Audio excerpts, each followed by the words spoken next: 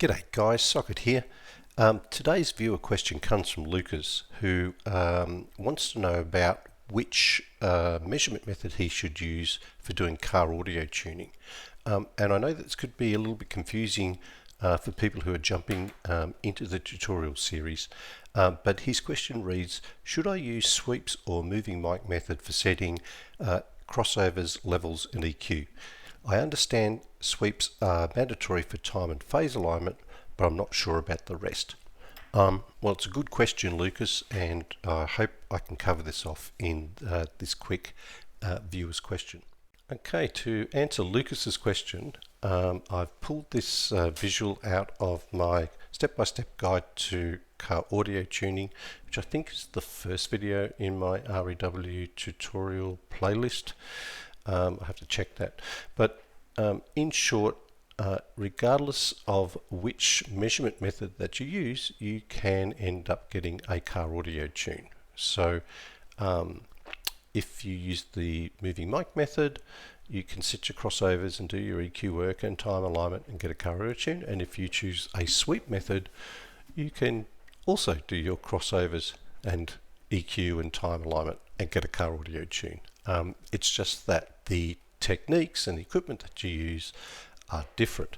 And so let me explain the three common measurement methods, starting with the USB or the moving mic method.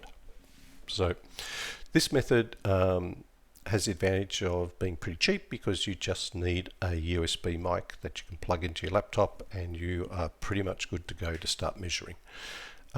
So you basically plug in your USB mic, you sit in the driver's seat of the car, you play some pink noise, you move the mic around the listening area, and you use REW's real-time analyzer to get the frequency response of your speakers, right? So you can see how they're responding at 100 hertz and 16,000 hertz and whatever else, right?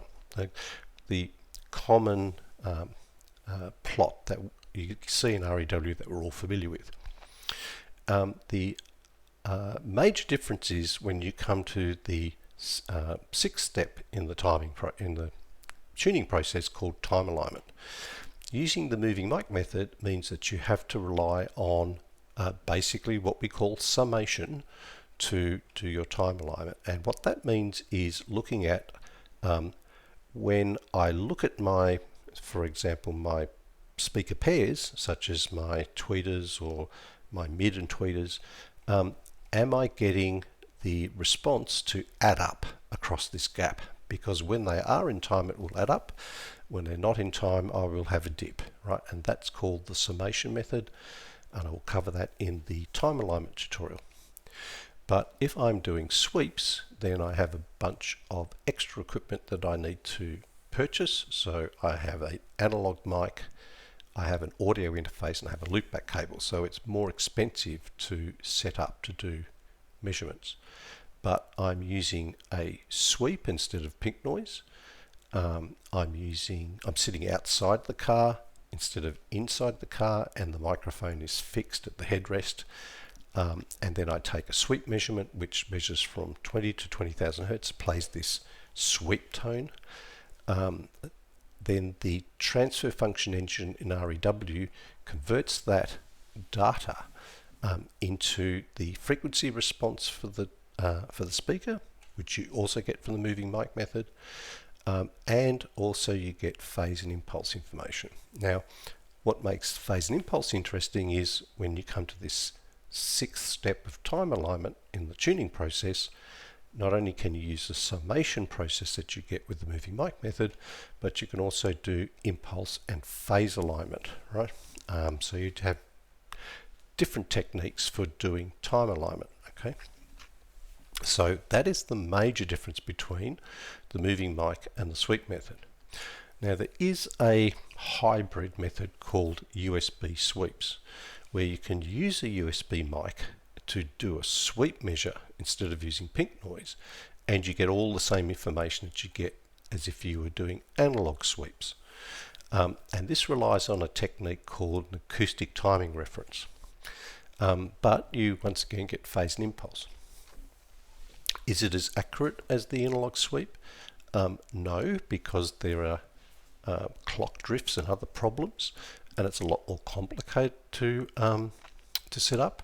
But if you are not going to invest in this extra equipment, but you still want phase and impulse, you can get phase and impulse information using a USB mic with a bit of mucking around. So that is the 3 different techniques. I cover them in a lot more. I covered them in detail in that step-by-step tuning tutorial. And I guess the only other thing to mention is how the tutorial series is laid out depending on which of these techniques that you choose. So let's have a quick look at that. So here is a little roadmap of the different tutorials that make up the REW playlist.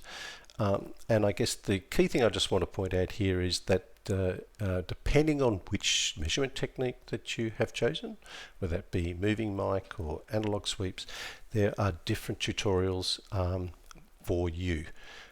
So if you've chosen to do the analog sweep and you want to know how to set your equipment up and take the measures and do phase alignment and all that stuff, then check out the tutorials that are headed up analog sweeps or something like that. And if you've chosen the moving mic method, then check out the tutorials that have the heading USB moving mic method, setting crossovers or whatever they are, because they are different techniques. There are different tutorials that apply to each of those methods.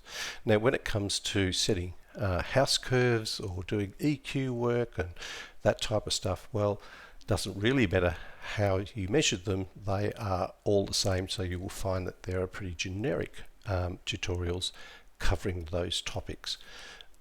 But if you're not sure, feel free to come back and use this as a bit of a guide. Anyway, Lucas, I hope that's helped you out.